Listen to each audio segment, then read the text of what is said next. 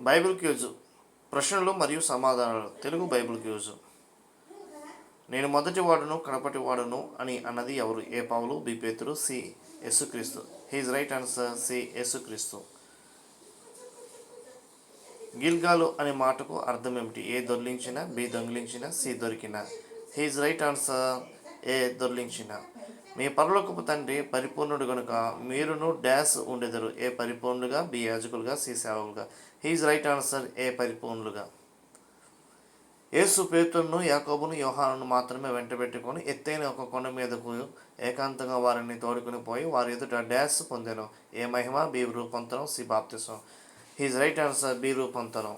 నువ్వు దేవుని కుమారుడైతే రొట్టెలు అగునట్లు ఈ రాతిని చెప్పమని యేసయ్యతో అన్నది ఎవరు? ఏ శాస్త్రులు, బి పరిచయులు, సి అపవాది.